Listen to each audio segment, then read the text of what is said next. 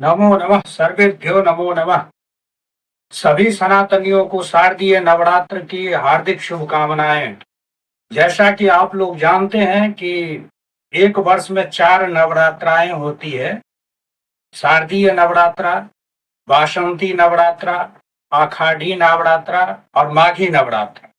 तो इन नवरात्राओं में जगदम्बा की आराधना करने से जगदम्बा शीघ्र ही प्रसन्न होती है और अपनी कृपा दृष्टि भक्तों के ऊपर बरसाती रहती है।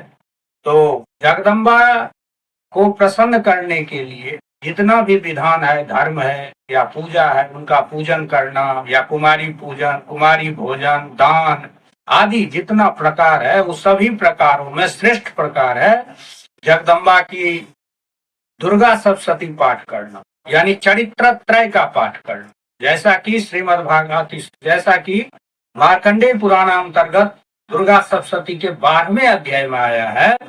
कहते हैं कि उन देव्यो बात, जगदम्बा स्वयं अपने मुंह से कह रही है कि ये भी स्तवैश्च माम नित्यम स्तोस्य तेजा समाहिता तस्याहम शकलम बाधम नाशिष्याम्य संशयम। 11वें अध्याय की जो स्तुति है, इस स्तुति के द्वारा जो मेरा स्तुति करता है उसके सभी बाधा को मैं नष्ट कर डालती हूँ। और कहते हैं मधुकैटभ नाशम च महिषासुर घातनम कीर्तयिष्यन्ति ये तद्वत् वधम शुंभ निशुंभयो। यानी जगदम्बा के द्वारा किया गया जो मधुकैटभ का नाश है, महिषासुर का घात है और शुंभ निशुंभ का वध है, ये चरित्र को जो सुनता है, मधुकैटभ नाश है प्रथम चरित्र में दुर्गा सप्तशती के, वह देवी भागवत में भी प्रथम चरित्र जो जगदम्बा का है उसमें मधुकैटभ का नाश का वर्णन है।